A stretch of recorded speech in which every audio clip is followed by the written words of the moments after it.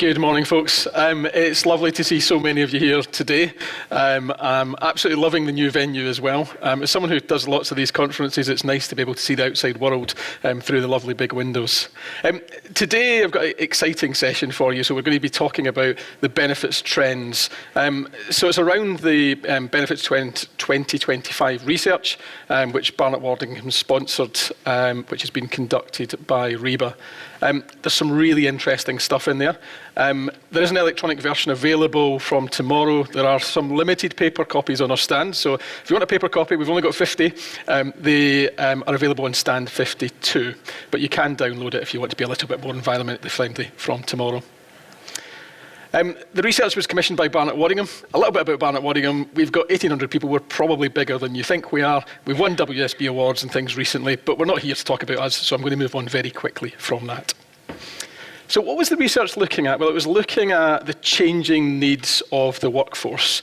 So the idea is that by understanding the changing needs of the workforce, you can be in a better place to prepare yourself for the future. The research itself was very wide-ranging, so almost 300 employer respondents. And if you actually want to see the full list, it is included in the back pages of the Benefits Trends survey. But it actually covers a really wide range of employers, representing over 1.4 million.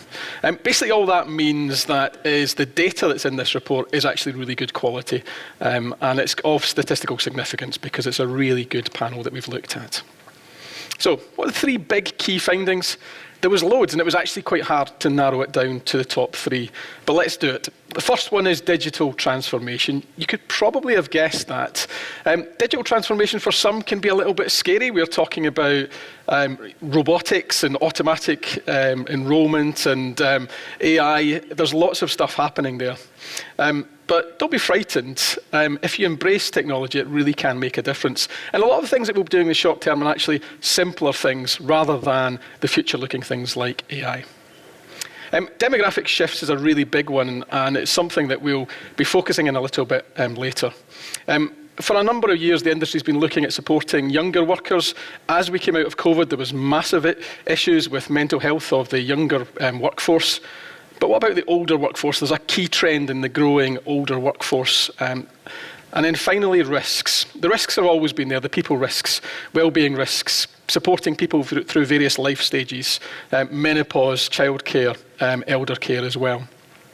So those are the big trends, and I'm going to dive a little deeper into each of them. But just underpinning that along the bottom, we have changes in employment legislation. And there are some big issues with that. So it's expected that employment legislation will affect pay more than benefits themselves. But we've got pay gap, and there's the need from legislation now to really make a difference around pay gap consulting. We've got ethnicity pay reporting likely to become mandatory very soon.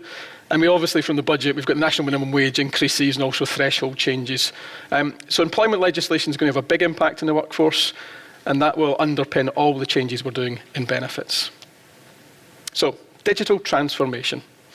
What do we mean by digital transformation? It's the idea of using technology to improve the experiences, to make it easier for people to select benefits, to understand their benefits, for us to get more out of data. How important is it? It's really, really important. So we asked respondents to look at the big issues which will be affecting benefits over the next 5 years. And digital transformation came out as number one. So that's 4.5 out of 5. So it's not just a big finding, it is the biggest finding. Regulatory change and legislative change was very slightly behind that. That's another big one. And as I said, the labour shifts as well. So let's look at what's actually impacting the workforce over the next 5 years. Interestingly, lots of focus on the ageing workforce and the impact of caring responsibilities. I will come back to that. But in second place here, we have the need for greater digital skills and experience. So that's the idea of doing more online. So it's taking your if you don't have your benefits online, it's moving them online. It's offering more flexibility. It's using digital tools to help people to understand and to engage with those benefits.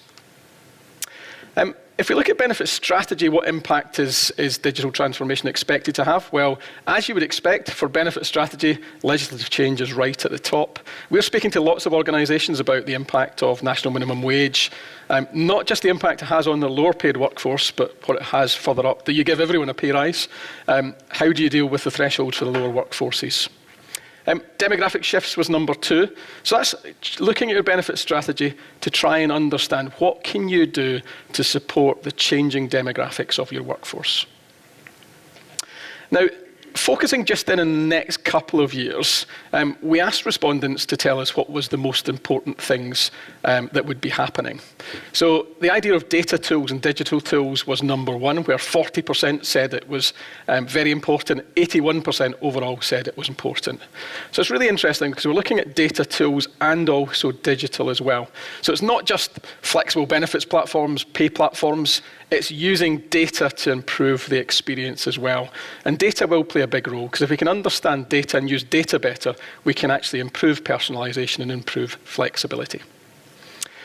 The second one is around benefit strategies.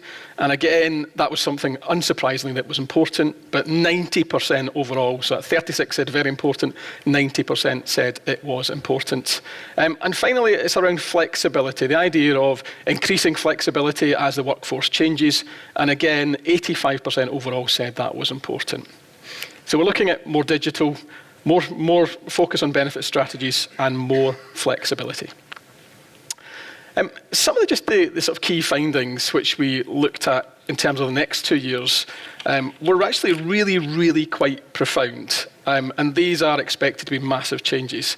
Now, I'm someone who loves data and looks at reports on a regular basis, but some of the predicted changes are absolutely massive. So just to pick out 2, pay gap reporting. So pay gap reporting, as you know, any employer with over 250, it's been mandatory for some time. But let's face it, we've seen very little change. Now, in the next 2 years, 51% of employers said they will now start to use digital tools to understand their pay gap reporting. So that's, in 2 years' time, we're going from 29% using digital tools for pay gap to 80%. So that's a 176% increase in people using digital tools for pay gap. For pay performance, managing pay performance, it's a similar increase, not quite as big, but it's going from 31 to 75. So that's a 140% increase. And that's in the next 2 years that we're expecting that. So it's a really significant change. Okay, I talked about the changing workforce, and this is something which is really interesting. So we talk a lot about the change in the workforce, but how is the workforce actually changing? This is some statistics from the Office of National Statistics. And I just wanted to highlight, just if you look at the bottom 2 age groups, so those aged 50 to 64, that is expected from 92 to 2024 to increase by 1/3. So you've got a much larger percentage of your population will be aged 50 to 64. And if you look at those over the age 65, in that period, it's actually more than doubled. So it's really interesting to think about the change in demographic and what that actually means. Now, as we talk about the change in demographic, it's natural for us to think about younger workers. And it's natural for us to think about the older workers as well. But for a moment, can you just spare a thought for the Gen X in the middle? As someone with Gen X that has kids and also has parents with caring for caring responsibilities as well, think a little bit about the sandwich generation. So Gen X have got that unique challenge of they've still got childcare and they could be potentially supporting parents through care as well. So when we are thinking about the changing demographic, we have to think about the workforce as a whole. Okay, so let's look at the next 5 years and how we expect things to change. Some big changes expected. So 71% think that caring responsibility is going to increase. That's something we'll dive down a little bit more in the discussion, but caring responsibility distracts people from the workplace. It really does change people's lives when they have to understand the caring journeys, and it takes their focus away from work. How can we support them better when they are doing that? Diversity, we're expecting, 57% are expecting the diversity of the workforce to increase. That is fantastic news. We want a more diverse workforce that delivers better results, better productivity. That's a proven fact. But how do we better equip ourselves to meet the needs of a diverse workforce? And finally, 48% think that the workforce will age over the next 5 years. And that's just reaffirming what the ONS said in their statistics. So we all probably know there's an ageing workforce, but what are we actually doing about it? And are we actually introducing benefits that suit the ageing workforce? Well, in most cases, no, actually. So another part of the survey, what we said was, what areas do you deem to be very important? So what benefit areas are very important to you? I've highlighted mental health there just because mental health was one of the top. So 51% of people said that mental health support was very important to them. But if we actually look at the ones that are focusing at the carers and older workers, the results are pretty poor.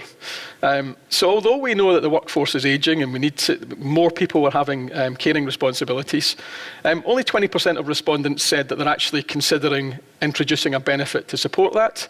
And even worse, 6% said that they were looking at benefits specifically for older workers.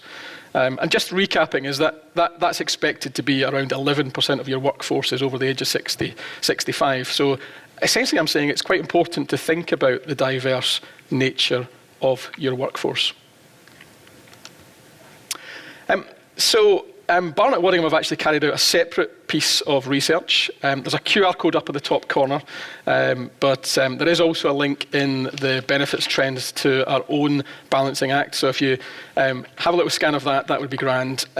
So we actually did a piece of research where we called it the balancing act, and we said, are employers actually prepared for the demographic crunch? There's lots and lots of it, really useful stuff in there, but I just wanted to pick out one, which is perhaps a little bit of a controversial topic. So, as the workforce ages, the ONS tells us that's happening, respondents to the trends survey tell us it's happening, but as the workforce ages, we are expecting sickness rates to increase. And what this chart is showing you is that long-term sickness rates amongst older workers are higher. It actually drops off a little bit above the age of 68, but that's a smaller population. But if you look at that purple block, those aged 55 to 58, there's almost a double the chance of them being off and long-term sick compared to younger workers. So we've got an aging workforce, but there will be sickness problems that come as a result of that. And how do we manage and prepare for those sickness problems? Essentially, if your workforce ages and you don't change anything, you could end up with a situation that your sickness rates go up. So how can we put interventions in place to make sure that sickness rates don't increase as the workforce ages? The other chart is actually looking at mental health issues across employees. And it's just to remind everyone that amongst younger workers, the mental health issues are more prevalent and significantly more prevalent. And if we look at the blue column there, which is aged 25 to 34, you'll see that that's 50% of the workforce in that age group are citing mental health issues. So it is a really big issue. So as our demographics change, we really need to think about the benefits and the support that we offer employees. So that's great. We all know what's changing. What on earth can we do about it? So I'm just going to cover 4 different things I think that everyone in the room should be thinking about in terms of addressing the future benefit trends. So what are our recommended actions? So if we look at number 1, focusing on benefits, it's about increasing the flexibility of benefits. Now, we've still got lots of clients and people we speak to. I spoke to someone this morning, for example, that still does everything around an annual benefit window. It's like, let's get rid of annual benefit windows. Annual benefit windows should be dead. Think about anytime benefits. Give people access to benefits as soon as they join the organisation. Allow them to change it whenever they want. If you automate all the payroll and reporting, then you should be able to offer people benefits whenever they want. And also think about flexibility to support the diverse employee needs. Now, if you get everything online in a benefits technology, you can add more benefits in without any additional reporting requirements. It's all automated. So let's introduce benefits that actually just support a particular part of the workforce. Elder care is a really good example of that. We're actually launching a new platform today, a new version of our For Me platform. The QR code takes you to that, but also come and chat to us at Stand. We'll be happy to show you the new platform we're doing. Digital tools is something which will be really important, but looking at the streamlined management of benefits. So we need to make sure we're getting the basics right. Reporting just needs to be automated. If you've got, manual processes around benefits, if you're still checking reports on a monthly basis or you're concerned your reporting's not right, you need to do something about it. It's unacceptable that in 2024 we've got organisations where you're actually checking reports before they go into payroll because you're not confident they're correct. We should be automating processes. It should be that people select benefits, make their choices, and automatically go straight through into payroll without any intervention. The other thing around digital tools actually is data, and data will become increasingly important. So this is our own data tool called GEM, Management Information Dashboard. But essentially what we like to do is use data to understand what's happening. Who's selecting which benefits, who's engaging with the benefits, and it allows us then to adapt the way that we communicate. So if you go into a digital tool, imagine having an interactive digital tool where you can click salary groups, gender, locations, country, and automatically tells you how engaged that part of the workforce is. Who's selecting benefit, who's logging onto platforms. It's really powerful, and that enables you to focus on improving engagement in the areas where it's needed most.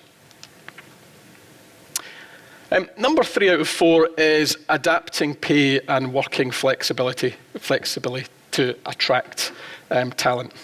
This, again, is quite a big ask for employers because as the workforce ages, we're expecting more people in the workforce to want to work in different ways. And it's something that we just need to adapt more to. So the idea of working 5 days a week is just old news, really. If we want to get the most out of the diverse workforce, we need to offer flexible working patterns. So that's part-time working, alternative working, working from home, hybrid working. All of those sorts of things is like support a much more diverse workforce. And it's actually, we've seen some really incredible results where employers have embraced that diversity, embraced flexibility, and you bring new people into the workforce that can really add to the mix of the workforce. The final point, which is a little bit of a dull one, but a very important one, is make sure you are prepared for legislative compliance. National minimum wage, for example, we want to make sure that everyone is complying with that. As they keep changing it and changing the thresholds, it becomes more and more difficult to make sure that people aren't going below the national minimum wage. But we want to make sure that every person in this room doesn't have anyone that accidentally goes below the national minimum wage. You need safeguards in place for that. But it becomes more complex as national minimum wage changes and as we allow more flexibility. There's more salary sacrifice benefits, but we need to make sure they're managed correctly. The other focus on legislative compliance is looking at pay gaps, and this is something which will become more and more important as the research showed. So it's thinking about your pay gap and saying, has it changed since you started reporting it? If it's not changed, is there something you can do about it? Can you put interventions in place to improve the pay gap? Is there better commentary around it? If it's not going to change, can you have better commentary to help people understand that? And then obviously we're looking at reporting other pay gaps and ethnicity pay. There is a basis for reporting it, but Labour have committed to making it mandatory. There's no timescales yet, but when ethnicity pay becomes mandatory, maybe there'll be short timescales. So how about you look at it just now? We're actually working with some organisations that are doing ethnicity pay on a voluntary basis. Some of them are doing the calculations, knowing the answers but not publishing them. Others are actually going a step further and publishing the data as well. So let's have a think about that. Think about the existing pay gap, but also think about other pay gaps that you can look at as well. So that's me finished. Hope you found that helpful. Just a reminder that there are copies. We've got about 50 copies of the paper version of the survey on our stand. We are at stand 52, so feel free to come along and talk to us. We do also have cookies as well. We are a tech provider, so obviously we've got cookies as well. So I don't want to take a few hundred of those home, so please feel free to come along and take some cookies I've got a few in my bag for my kids, but feel free to do that as well.